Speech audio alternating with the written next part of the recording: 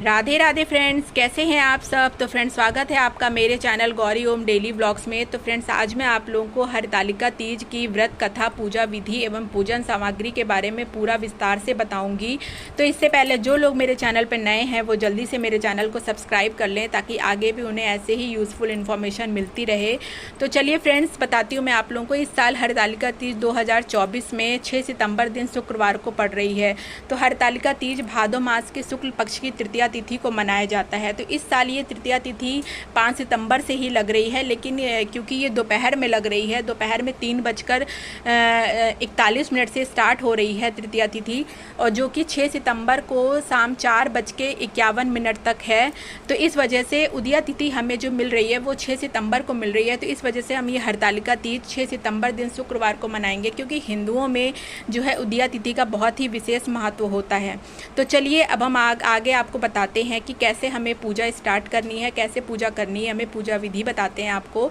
तो जो है सबसे पहले हमें हर 6 सितंबर दिन शुक्रवार को सुबह अच्छे से नहा धो करके, बाल वगैरह धो करके फिर पूरा श्रृंगार वगैरह कर लेना है। और जो महिलाएं मंदिर वगैरह जाती हैं तो वो सुबह ही मंदिर जा सकती हैं। तो यहाँ पे देखिए, यहाँ पे मैंने श्रृंगार का पूरा सामान रख लिया है। तो यहाँ पे मैंने 2 जगह श्रृंगार का सामान रखा है। तो एक मैं मंदिर जाऊँगी तो वो चढ़ाऊँगी। तो यहाँ पे ये मंदिर जाने के लिए मैंने ये श्रृंगार का सामान ले लिया है। तो ये पैकेट वाले श्रृंगार, इसमें पूरे 16 श्रृंगार रहते हैं। तो ये मार्केट में इजीली अवेलेबल हो जाते हैं।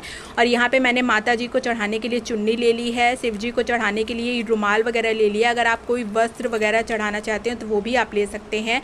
और फिर उसके बाद आप फूल माला वगैरह ले लीजिए, मिठाई फल वगैरह ले लीजिए, और दीपक वगैरह ले करके फिर आप मंदिर में जाइए, शंकर जी को जल चढ़ाइए, ओम नमः शिवाय का जाप करिए। और फिर ये सब श्रृंगार का सामान और वस्त्र वगैरह चढ़ा करके फिर धूप दीप नैवेद्य वगैरह सब दिखा करके फिर अच्छे से भगवान की पूजा करिए। और जो है फिर आप घर आकर के फिर आप जो है घर में, हमें जो हरतालिका तीज की जो पूजा होती है वो घर में हमें शाम को प्रदोष काल में करनी होती है।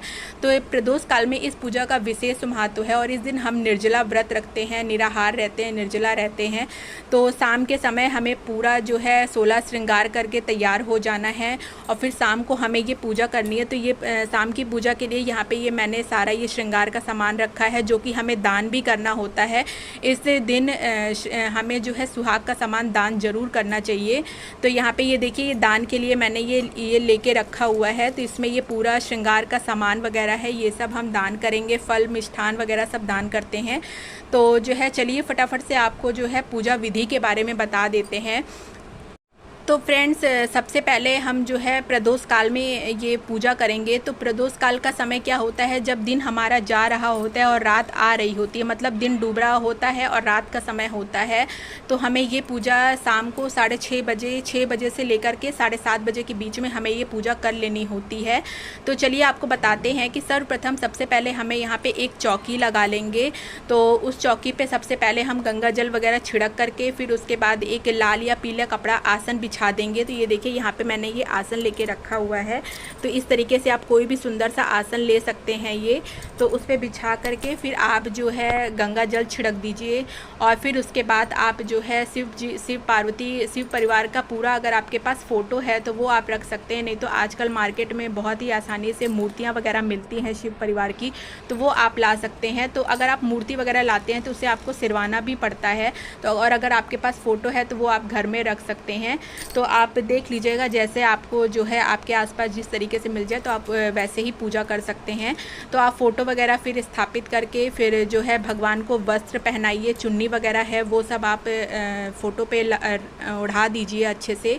फिर उसके बाद हम करते हैं कलश की स्थापना। तो सबसे पहले ये देखिए, यहाँ पे ये मैंने लोटे में जल लेके रखा हुआ है। तो इसमें जो है मैंने गंगा जल ले लिया है, और इसमें आप जो है और चीज़ें, हल्दी है, सुपारी है, फूल है, ₹1 का सिक्का है, वो डाल करके फिर हम जो है इसमें 5 चीज़ें हमें डालनी होती है। गंगा जल, हल्दी, सुपारी और सिक्का और फूल, ये सब चीज़ें डाल करके फिर हम जो है इसमें आम का पल्लव आता है, इसके 5 पत्ते लगाने होते हैं चारों तरफ।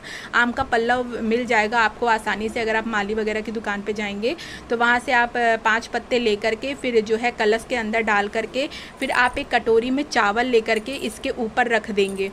और फिर इसके ऊपर चावल रखने के बाद आप जो है फिर एक घी का दिया बना करके आप उसके ऊपर रख सकते हैं। अगर आपके यहाँ घी का दीपक रखा जाता है तो फिर कलश के ऊपर दीपक रखिए, नहीं तो फिर हमारे यहाँ ये पानी वाला नारियल होता है वो रखा जाता है, तो वो हम रख देंगे। और फिर उसके बाद जो है हम दीप प्रज्वलित करके इस प्रकार हम कलश की स्थापना कर लेंगे। फिर आगे हम बढ़ते हैं, तो आगे जो हमने मूर्ति स्थापित की है शिव पार्वती शिव परिवार की, तो उस पर हम जो है फिर शिव जी को हम सफ़ेद चंदन का टीका लगाएंगे, माता जी को सिंदूर चढ़ाएंगे।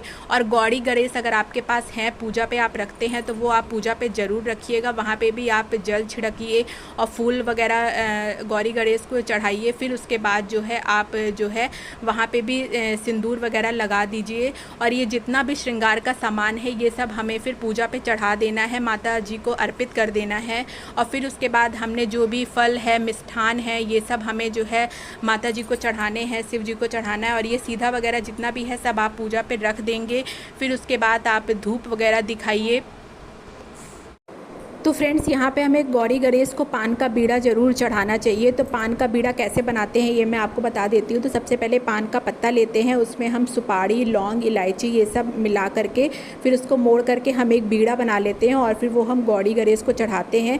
और इस दिन हमें अपने सिंदूरा, जो हमारा शादी वाला जो सिंदूरा होता है, उसी से हमें सिंदूर लगाना चाहिए, सुहाग लेना चाहिए। तो इस दिन हमें अपने सिंदूरा से ही हमें पूजा करनी चाहिए। और जो है और फिर उसके बाद आप धूप बत्ती वगैरह जला करके भगवान को धूप दिखाइए। और फिर उसके बाद जो है हम इस दिन हमें बेल पत्ती और भांग धतूरा ये सब हमें ज़रूर चढ़ाना चाहिए शिव जी को। ये सब शिव जी की ये सब बहुत चीज़ें पसंद होती हैं, तो आप इन सब चीज़ों को ज़रूर चढ़ाइएगा शिव जी को। और फिर उसके बाद जो है हम दीप प्रज्वलित कर देंगे।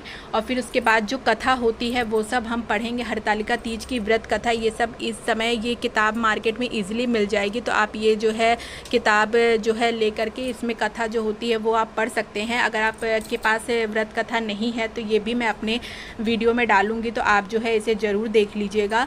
तो इस तरीके से कथा वगैरह पढ़ने के बाद फिर हम आरती वगैरह करते हैं और फिर जो है हमारी पूजा शाम की हो जाती है। और फिर उसके बाद अगले दिन हम जो है क्या करते हैं, नहा धो करके फिर उसके बाद अगर आप घर में जो है गुलगुला वगैरह बना सकते हैं या हलवा पूड़ी और जो है मीठी चीज़ बना करके फिर हमें भोग लगाना होता है।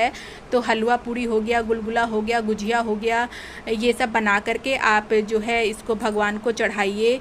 फिर उसके बाद हमें दीपक वगैरह जलाना चाहिए और सुहाग लेकर के फिर ये जितनी चीज़ें होती हैं, ये सीधा वगैरह, फल, मिष्ठान और श्रृंगार का सामान सबसे पहले हमें मंदिर में जा कर के किसी सुहागन स्त्री को या फिर पंडित जी को जो है दान कर देना होता है। उसके बाद घर आकर के तब फिर हम पारण करते हैं, सुहाग वगैरह लेकर के फिर हम पारण करते हैं। और इस तरीके से हम हरतालिका तीज का जो व्रत होता है उसको पूरा करते हैं। तो फ्रेंड्स, मैं आप लोगों को बता देती हूँ कलश पे जो हम सामान रखते हैं, जो सामग्री वगैरह चढ़ाते हैं, उसका हमें क्या करना होता है। तो कलश पे जो हमने नारियल वगैरह चढ़ाया होता है वो भी हमें पंडित जी को दान कर देना होता है, मंदिर में हम दे देते हैं। और उसके बाद जो कटोरी में चावल होते हैं वो आप गाय को या जो आपके छत पे जो है आप रख सकती हैं चावल को, तो जो पक्षी आते हैं वो ये चावल वगैरह खा सकते हैं। और उसके बाद जो कलश में जो जल होता है वो आप जो है किसी पेड़ में, फूल में डाल सकते हैं। तो इस तरीके से हम जो है कलश जो हम स्थापित करते हैं उसका सामान, उसकी सामग्री को हम इस तरीके से जो है सिरवा सकते हैं। और फ्रेंड्स, अगर आपने जो है शिव परिवार की अगर आपके पास फ़ोटो है तो वो आप पूजा के बाद जो है अगले दिन पारण वगैरह करने के बाद फिर आप उसको अपने यथोचित स्थान पे जो है फिर से स्थापित कर दीजिए। और अगर आपने मिट्टी की मूर्ति बनाई है, शिवलिंग वगैरह जो मिट्टी के बनाए हैं, तो वो आप उसे जो है अगले दिन नदी में जो है उसको आप जो है प्रवाहित कर सकते हैं, सिरवा सकते हैं।